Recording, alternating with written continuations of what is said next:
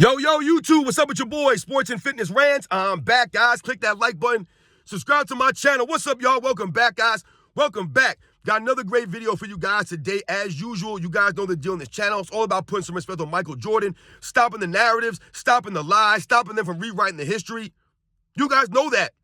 So I want to thank everybody out there, everyone across the world, everybody across the states. I'm truly humbled by the support, guys. It means a lot to me. It really does. So thank you. Much respect to all you guys out there, man. And in this video, we're going to speak about how Michael Jordan was more durable and that Michael Jordan's longevity is actually more impressive than LeBron James' so-called longevity. And you guys know what to do. Turn the volume all the way up, hit that play button. Remember, these videos are for educational purposes. And let's roll. So yes, guys, on this channel, right, many times you'll hear people or we'll talk about this longevity, right? And I've told you guys that LeBron James' longevity is all fabricated, right? It's a media narrative, right? It's what they've created, this longevity.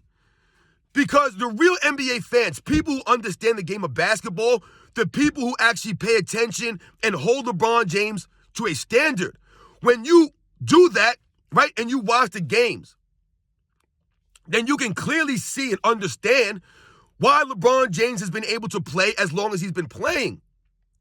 And when you notice these things, you realize that LeBron James is not really his longevity is not really true, right? And he's not really durable. He has not been durable throughout his NBA career. Now, what am I talking about here? When we think about Michael Jordan, guys, and I've told you many times on this channel, Michael Jordan's game never declined. It evolved, right? Yes, maybe his athleticism had declined towards the end of his career, right? As his career went on, his athleticism was going a little bit. Yeah, he wasn't Air Jordan, right, in the last three-peat per se.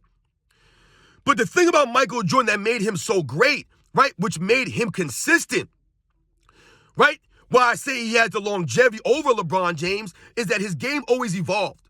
So Michael Jordan was still able to lead the league, right, in scoring every single year he played, right?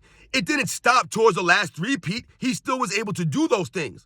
Right? We think about Michael Jordan being first-team all-defense throughout his entire career, right? Even at age 34, 35, 33, 34, and 35 years old, that last three-peat, he was still all-team on the first defense. That's Michael Jordan showing longevity, right? When we think about LeBron James, and we always hear about his longevity, all they point to is how many years he's been playing in the league. Oh, he's in year 18. He's in year 19. He's in year 20. That's all they point to for his longevity. Meanwhile, the man's playing what? 50 games a season, 55 games a season, not playing any defense, standing around on defense, right? We always say that. We point to that. So if you're not playing any defense and you're only playing 50, 55 games a season, essentially you're missing about, 30 games a year. If that's what you're doing, that's not showing longevity or durability, because you're only essentially playing half the game, right? You're not playing any defense, and you're not playing most of the season. You're missing almost a third of the season. So how does that show you have longevity? It does not. LeBron James has been load managing for years now. 4 years, guys. Since about 2015, LeBron James has been load managing, picking and choosing when to play, sitting out games with no injuries, just sitting games out. And we've been calling him out about this. That's why his longevity doesn't add up. Has LeBron James been leading the league in anything consistently over his career? No, because I've told you, LeBron James doesn't do anything all-time great. He does a lot of things good, but nothing great, right? He's a jack of all trades, but a master of none. So for someone like Michael Jordan, he was able to lead the league in scoring from his third season in the league to his last season in the NBA. That's longevity, right? That's called consistency, right? Being able to be on the first team all defense, right? From 1988 all the way to 1998. That's called longevity. That's called consistency. I don't know when longevity got confused with a guy who's just playing, but not playing all the time. How is that longevity? It damn sure ain't consistency, Right? If you're missing 30 games a season, 20 games a season, where's the longevity at? I'm still confused here. Because all these seasons that LeBron James has played, he's not expending all that energy. We think about the rule changes, right, that help someone like a LeBron James. So, guys, for me, when we think about this longevity, let's think about LeBron James in his 30s, right? Oftentimes you'll hear them say, LeBron James at 37 years old, LeBron James at 38 years old did X, Y, Z. But in their 30s, Michael Jordan was greater in his 30s. Michael Jordan, how many championships in his 30s? 3 championships in his 30s? Maybe 4 championships in his 30s? Since the age of 29 or 30 years old? Michael Jordan won, 3 MVPs after the age of 30? LeBron James has never won an MVP in his 30s, guys. Never won an MVP in his 30s. But the man's been playing forever. And they'll tell you that he's been dominant all these years. LeBron James has been the best player in the NBA since 2005. They'll actually say this nonsense. I'm going to have to do a video on that. But if LeBron James has been the best player in the NBA since 2005, then how come the man has not won an MVP in 10 seasons? Since he was 28, never won an MVP in his 30s? Not even one? But they'll talk about his longevity. The man hasn't made an all-defensive team since he was 28 years old. Never in his 30s did he make an all-defensive team.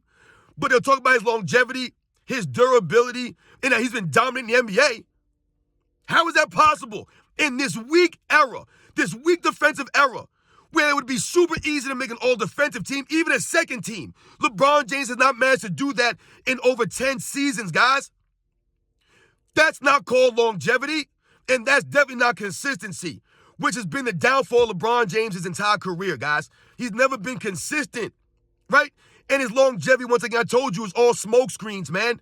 There's no longevity here. He's playing for a long time, but he's not playing great or at a high level, right? You can't be sitting out 30 games a season and then have people marvel at you averaging 27 or 28 points a game. You're not even playing defense. So how long could Michael Jordan have played if he didn't have to worry about playing any defense? Didn't play no defense. He didn't care to play defense. He just stood around and rested on defense, let everybody else play D, right? Pick up the slack, and he conserved all of his energy for the offensive end. How many seasons could Michael Jordan have played? How many seasons could Michael Jordan have played if he didn't play in an era where they could elbow you, right, and forearm you and push you and pull and all these things, right, the physicality of the game? How many years could Michael Jordan have played? But they'll talk about LeBron James' longevity and all this other stuff, which is why we don't buy it, which is why I tell you it's a narrative created by the media, LeBron James' longevity, because his longevity is not as great as Michael Jordan's and his durability is not as great as Michael Jordan's. From 1996 to 1998, guys, Michael Jordan played in 304 consecutive games between the regular season and the postseason. 304 consecutive games, guys. Never missed a game. Not one. While leading the league in scoring, while being first team all defense, winning 2 finals MVPs, or 3 finals MVPs, 3 championships, 2 MVPs, 2 All-Star game MVPs. That's greatness. That's called longevity. That's called dominance. That's called consistency. LeBron James ain't sniffing nothing like that. He never played those 304 consecutive games. The man's always sitting out games. Michael Jordan was greater in his 30s than LeBron James has been in his 30s. And it's not even a debate, guys. It's not even close.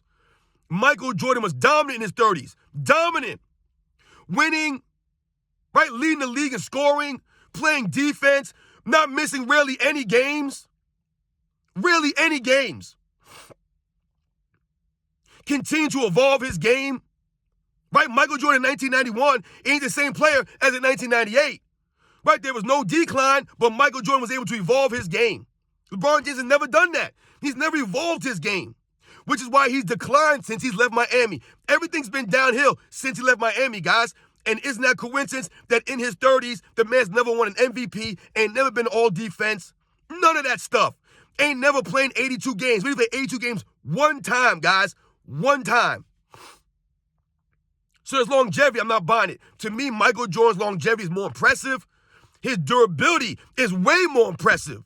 Because once again, the effort of Michael Jordan on both ends is not matched by anyone in NBA's history. It's unmatched. Yes, Kobe Bryant, he tried, but he didn't lead the league in scoring like Michael Jordan did and be that top-notch level defensive player. No one can match that. Nobody, guys. That's called longevity. That's called durability. The man has 10 scoring titles. His entire career, essentially, right? 11 full seasons, 10 scoring titles, guys. That's longevity. Right? He played 11 full seasons, 9 times all-defense first team. That's longevity. That's consistency. I told you, Michael Jordan being the only player in NBA's history to win MVPs in the beginning of his career, the middle of his career, and the end of his career. The only one who's been able to do that. Right? He won an MVP in 1988. He won in 91 and 92.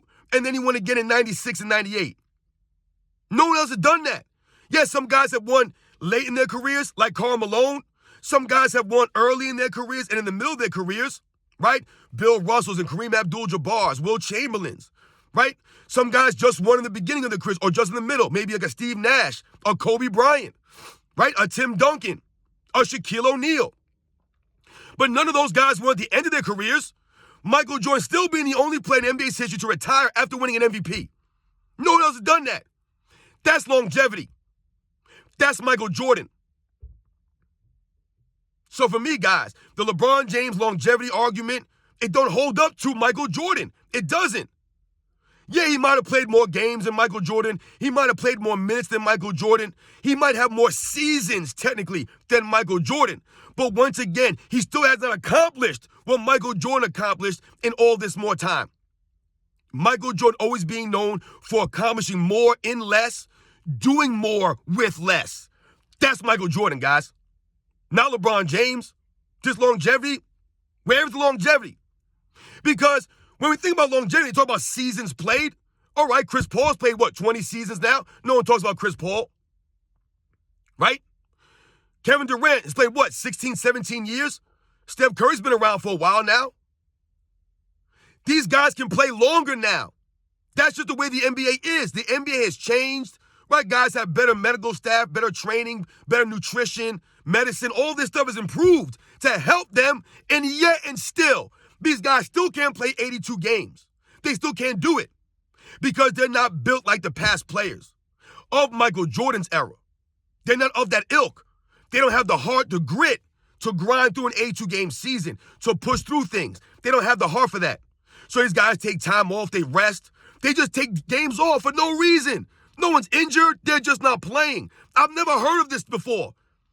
When I grew up watching sports, the only time guys miss games is when they were legit hurt. There had to be a legit injury. You know, there's a movie called The Program, guys. I don't know if you guys remember The Program. It was a football movie, man. One of my favorite football movies of all time, The Program. But there's a scene in that movie, right? There's a movie with Omar Epps is in that movie and James Caan, whatever I think it is, yeah, right? James Caan, Khan. He's the coach, right? Omar Epps is the running back, right? So they're at practice and Omar Epps goes down. He's hurt, right? So the coach comes over to him and he says to him, he was like, "Hey, Jefferson, you okay?" And he's like, "I don't know, coach. I think I'm hurt." So the coach says to him, "Are you injured or are you hurt?" And he says, "What's the difference, coach?" He said, "Well, if you're hurt, you can play. If you're injured, you can't." And that's the difference here, guys. And that's the thing about this era. These guys won't play when they're hurt, right? Whereas back in the day, guys played through hurt, through injury, through pain. But now, when the guys were injured, they didn't play. If you had a serious injury back in the day, you didn't play. But if you were hurt, you tried to play. Now, guys are not playing if they're hurt. They just stop playing. Guys are taking mental breaks now. All kinds of excuses to not play in this soft era. But they'll talk about longevity. I don't buy it, guys. Once again, LeBron James' longevity to me is not impressive because LeBron James is standing around on defense, giving no effort, man, most of the time. He doesn't even get back. Yo, you go watch film. Shout out to Angry Old Hoops fan, but you go watch film of LeBron James taking 10, 11, 12 seconds just to get across half court, while the rest of his team's playing 5-on-4. But this is longevity? We're supposed to be impressed with this stuff?